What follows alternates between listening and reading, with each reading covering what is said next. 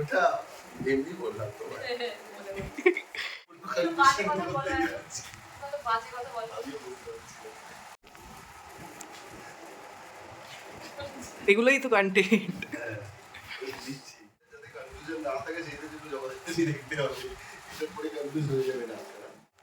Tele আড্ডায় আজকে প্রথমবার একসাথে অঙ্কিতা আর সৌমদী, মানে সকলের প্রিয় জগদ্ধাত্রী স্বয়ম্ভু, আর এখন স্বয়ম্ভু আর দুর্গা। তো কেমন আছো বলো? খুব খুব ভালো ভালো আছে, আছি।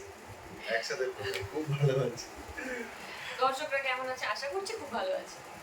টেলি আড্ডায় সবাই একসাথে দেখতে চেয়েছিল জগদ্ধাত্রী স্বয়ম্ভুকে অনেক দিন ধরে, তো ফাইনালি দেখতে পাচ্ছে, কিন্তু দুর্গা হিসেবে স্বয়ম্ভুর বাস। কি করা যাবে, এখন তো এই সিট হয়েছে। শোন বাপ, তুই তাড়াতাড়ি চলে আয়, তুই তুই তুই তাড়াতাড়ি বাড়ি আয়, তো তাড়াতাড়ি বাড়ি আয়, আমার কিন্তু হেভি খিদে পেয়েছে বলছি। সকালবেলায় জগদ্ধাত্রী স্বয়ম্ভুকে পাওয়া যেত একসাথে।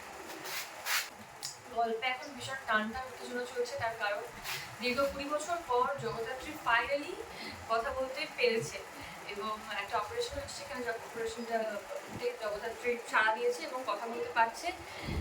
একদিকে যেমন দুর্গা, সে একবার জগদ্ধাত্রী হচ্ছে, একবার দুর্গা হচ্ছে, সে বাড়ির সবাইকে ধোকা দিচ্ছে, একবার জগদ্ধাত্রী সাজছে, একবার দুর্গা সাজছে। আবার এদিকে দুর্গাকে আমিও কনফিউজড হয়ে যাচ্ছি।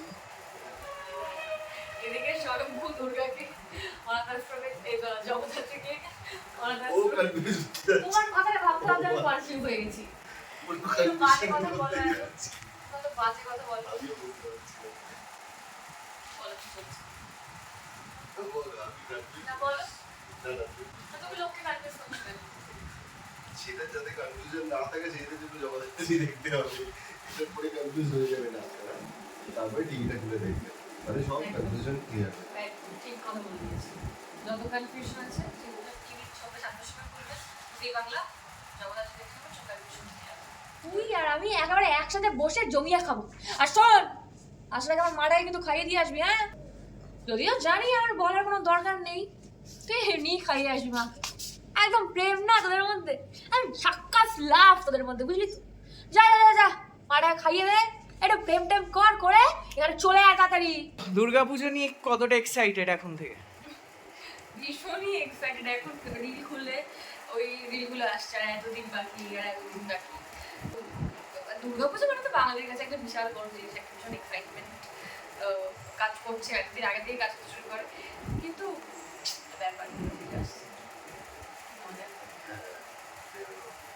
খাওয়া দাওয়া, নো ডায়েট, এমনি সারা বছর ধরে তুমি খুব খাই।